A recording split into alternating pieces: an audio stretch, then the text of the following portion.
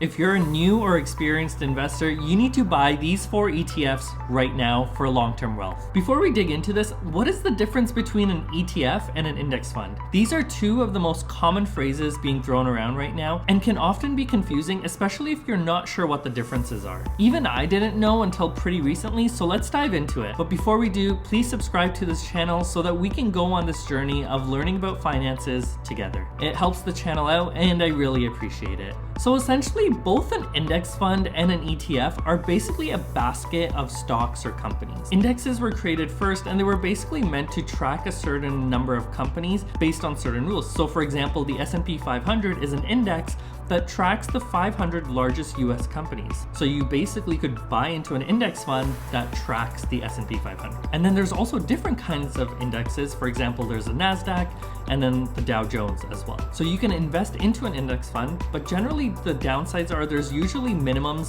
For example, $3,000 is often a common minimum to invest into these funds. And then the other thing that I don't really like is that you can only buy or sell them once per day versus an ETF, which is also a basket of goods. So you can buy an ETF that tracks the S&P 500, but there's no minimums and you can buy and sell as many times as you want throughout the day. Now, obviously, I don't recommend that. Buying and holding is the best strategy, but you can get an ETF that follows the index. And while there are ETFs that follow indexes, you can also get ETFs that are other basket of goods. So you might find an ETF that is, for example, all airline stocks or all bank stocks. Now you can get an ETF for that, but there's not necessarily an index fund that does the same. Also, one of the benefits of ETFs is they're so easy to buy. You can buy them from almost any account if you're with Wealthsimple or IBKR, versus if you want to buy into an index fund, usually you need a specific brokerage account, for example, one with Vanguard. So if you're just starting out, these are the top 4 ETFs that I recommend investing into, and it's also what I'm investing in as well. Okay, so the first one is the SPY, SPY. This is essentially the 500 largest companies in the US. So it's got Amazon, Apple, Microsoft, Tesla, Google, Netflix, Disney, Bank of America, you've got airlines in there, you've got healthcare stocks, energy stocks, consumer goods, everything. And the SPY is equivalent to the VOO, which is a common ETF that is produced by Vanguard and is talked about often in the FIRE community. Now, when you compare SPY to the VOO, SPY does have a higher management fee, but it's such a small percentage that it's like literally pennies at the end of the day. And the reason that I like SPY more is that it has more trading volume on a daily basis.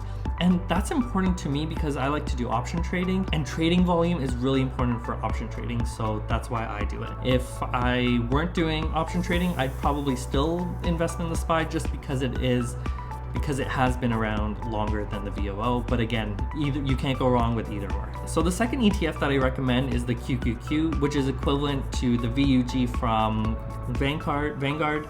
And QQQ essentially follows the NASDAQ, so the NASDAQ 100, which is essentially the 100 largest tech companies. So you've got Google, Amazon, Facebook, Netflix. And the reason that I like to invest in the NASDAQ is because I strongly believe tech is the future and I want to have more money in there.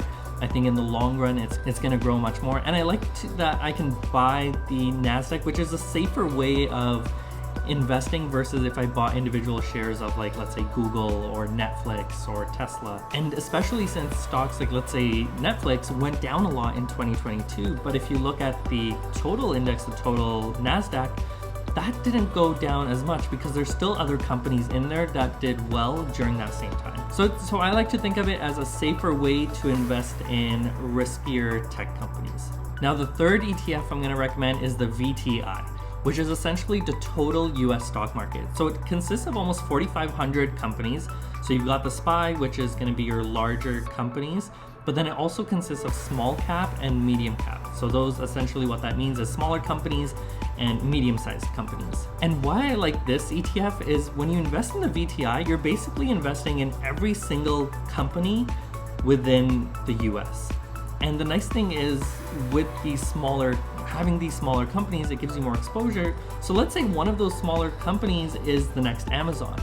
By investing in the VTI, you basically get exposure to that company. And also, if we look at history, there's been periods of times where smaller companies have done better than big companies.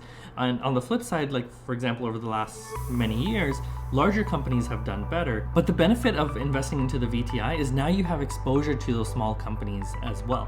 So let's say if in the next few years, the smaller companies do better than the large companies, you'll be able to benefit from that. And the last ETF that I recommend is the VXUS. And this is basically a Vanguard ETF, which is the total international stock market. So what that means is it's every company outside of the US. So for example, Canada, China, Germany, Australia, everywhere. And so by investing in the VXUS, you get exposure to companies like Nestle, Samsung, LVMH, TD Bank, Unilever, Alibaba, Volkswagen, Porsche, Ferrari. And these are all companies that I would like to invest in individually because I strongly believe they have great brands and are great companies. But oftentimes it gets difficult to buy companies outside of Canada and the US. But by investing into the VXUS, you basically get exposure to all of those. And so even with just these two ETFs, VTI and VXUS, you would have bought shares of every company in the whole world. Okay, so we've gone through which ETFs you should buy. Now, how would you break them up? Okay, so if you have $100, how would you split it up between these 4 ETFs? Now, what I would do is put an even amount, so $30 into SPY, $30 into QQQ, and $30 into VTI. That's where most of my exposure is going to be. And then I'll put $10 into VXUS. Now, depending on what your risk level is, you might put more into, for example, VTI, or if you want to take on more risk, you might put more into QQQ. And if you're in Canada, I would recommend buying these in a TFSA, and you can watch this video of me talking about the advantages of a TFSA here. Now, as you're investing into these ETFs, it's going to be boring. You're not going to be making a lot of money, but at the same time, you won't be losing a lot of money. And most likely, most of the people you talk to will be making more money than you, especially in the short term. If they bought just 1 or 2 stocks of like Netflix or Tesla over the past little bit, they've probably done really well. But because you're buying a piece of every single company out there, in the long run, you'll do much better because you don't have to worry about that single company going out of business. For example, back in the day, GE used to be one of the biggest companies. It was the Amazon, or it was the Apple of its time. And at that time, you couldn't imagine GE going out of business. Just like today, you can't imagine Apple going out of business or that stock price of Apple going down ever. But in fact, it did. GE went down a lot, and I'm sure at some point, I don't know when, but Apple will probably go down as well, and another company will replace it. But by investing in these ETFs, you've got that covered. Whichever company replaces Apple in the future, you will be invested in it. So remember not to think about investing in the short term, because in the short term, you're not gonna be outperforming anyone. But in the long run, when you think about investing in decades, that's when you'll make generational wealth.